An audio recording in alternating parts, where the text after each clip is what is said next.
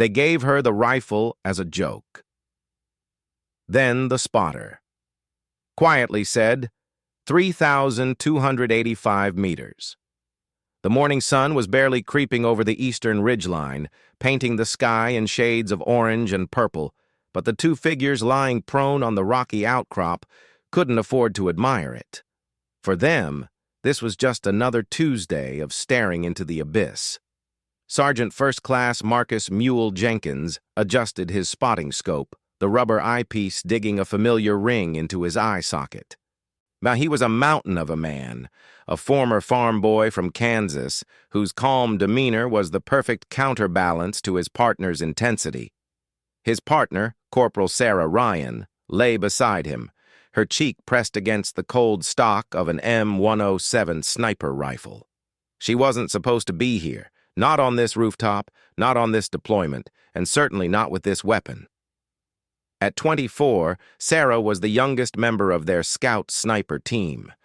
A transplant from a military police unit who had pestered the selection cadre until they gave in just to shut her up. She had the kind of face that still got carded at bars back home in San Diego, with a smattering of freckles across her nose that made her look more like a surfer than a soldier. Her teammates, good old boys from Texas and hard cases from the Midwest, had initially viewed her as a burden. They called her Sunshine, not because she was cheerful, but because they figured she was soft and would melt under pressure. Today they were running a standard Overwatch mission. A dirt road snaking through a valley in a hostile province was a known thoroughfare for enemy logistics. Their job was simple: observe, report, and if high-value targets appeared, engage. The M107, a massive .50 caliber rifle capable of punching through engine blocks, was usually Mule's weapon. But that morning, as they'd set up their hide, Mule had slid the heavy rifle over to Sarah with a grin. "Here, Sunshine," he'd whispered, his voice a low rumble. "You've been begging for a turn. Let's see if you can hit the broad side of a barn from here." He'd handed her the keys to the most powerful weapon on the team as a joke, a hazing ritual to remind her of her place. The barrel was still warm from the canvas cover he'd removed.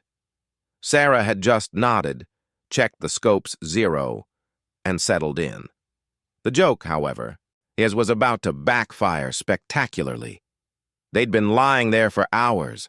The sun was now high and brutal, baking the rocks until they radiated heat like an oven. Sweat dripped from Sarah's brow, stinging her eyes, but she didn't move. She had learned that the only way to earn respect was to outsuffer them all. Mule, for his part, was impressed. She hadn't complained once, not about the heat, the weight of the rifle, or the rocks digging into her hips. He scanned the valley methodically, and left to right, searching for the slightest anomaly. A dust plume, a glint of glass, a shadow that moved against the wind. The valley floor was a good 2 miles away, a deceptive distance that played tricks on the eyes. Through the spotting scope, the world was reduced to a shimmering, heat-distorted painting. He was about to call for a rotation, to give Sarah a break from the heavy gun, when his lens caught something, a flicker, not a glint, but a displacement of air, like heat rising off a vent, but wrong. It was in the shadow of a large boulder nearly 1.5 miles away. Then he saw it. A man, dressed in local garb but carrying a rifle, moving with a purpose that wasn't civilian. He was fast, low, and good. Mule's body went rigid. "Contact," he breathed, his voice suddenly taut as a wire. "Southeast, 2,100 meters. Single personnel, armed. Looks like a scout." He gave the grid coordinates in a low, steady stream. Sarah's heart, and which had been in a state of dull hibernation, slammed against her ribs. 2,100 meters. That was beyond the effective range of the enemy's standard rifles, but well within hers. The man was moving, darting between cover, heading for a ridgeline that would give him a perfect vantage point on their own positions further back in the valley. He was a spotter, or maybe a forward observer. If he set up there, he could call in mortar fire on friendly convoys. "He's setting up an OP," Mule confirmed, reading her mind. If he gets up on that saddle, he's got a clear view of MSR Jordan. Sarah tracked the figure through her scope. The crosshairs danced with her pulse. 2,100 meters was a poke. The .50 caliber round would drop several stories over that distance, and the wind, which was gusting unpredictably through the valley, would push it sideways like a toy boat. She did the math in her head, a frantic calculation of wind speed, angle, Coriolis effect, and bullet drop. It was a Hail Mary shot, and the kind that snipers attempted once in a career and missed 99 times out of 100. The man stopped. He was at the base of the saddle, checking his surroundings. He was about to make the final climb. "Mule," Sarah whispered, her voice surprisingly steady. "I have a shot." Mule pulled his eye from the scope and looked at her. He looked at the impossible distance, at the gusting wind, at the girl they'd given the rifle to as a joke. He saw the absolute focus in her eyes, a calm that was deeper than the valley below them. It wasn't the look of someone trying to prove a point. It was the look of someone who simply knew what they had to do. He put his eye back to the glass. "Okay, sunshine, let's walk it in." The next few seconds stretched into an eternity. Mule called out the windhold. "Left a full mill. No, wait. Wind shift. Come right a half. Hold." Sarah's finger took up the slack in the trigger. She controlled her breathing, now letting half a lung of air out, holding it. The world narrowed to the space between her eye and the target. The man was moving again, climbing. It was now or never. She didn't hear the gunshot, only felt the massive thump of the recoil against her shoulder, a physical force that jarred her teeth. The sound wave, a deafening crack, echoed off the valley walls a split second later, startling birds from distant trees. The massive round was in the air. It a .50 caliber slug, traveling faster than the speed of sound. It would take over 2.5 seconds to reach the target. 2.5 seconds for the wind to change, for the man to move, for a bird to fly into its path.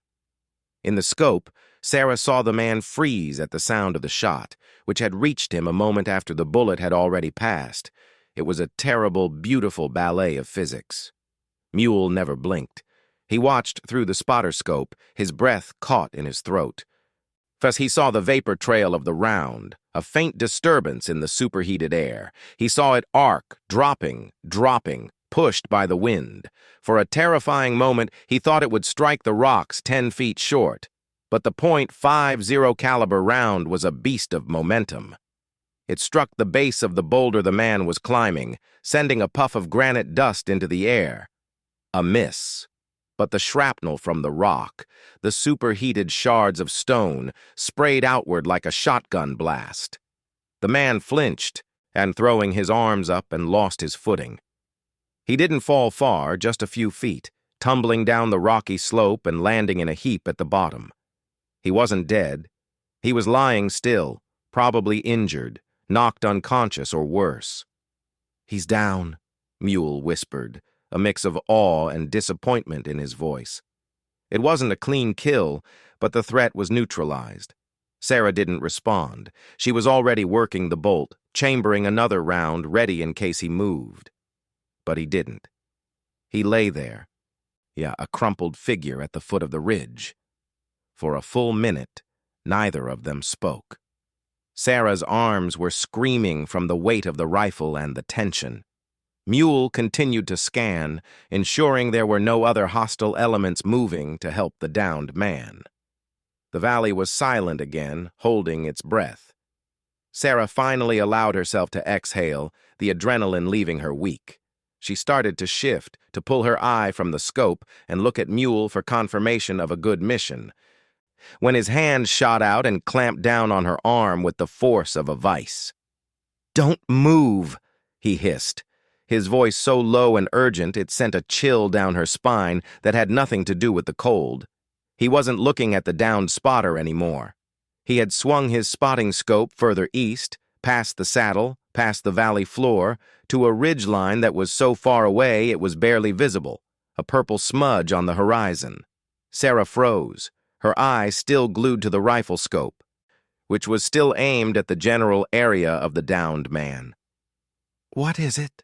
she breathed. Mule didn't answer for a long time. He was adjusting the focus on his high-powered spotting scope, his face a mask of intense concentration. The ridge he was looking at was over 3 kilometers away, a distance so vast that the air itself created a distorting lens. Through his scope, he could see the top of the ridge, a jagged line of rock against the sky. And there, just at the crest, he saw it, a vehicle. Not a technical with a machine gun, but a large military-grade truck. It was stopped, hidden in the shadow of an overhang. And then he saw the men. Several of them, moving with the discipline of trained soldiers, not the haphazard shuffle of local militias. They were setting up a piece of equipment. It was a mortar system, a heavy one.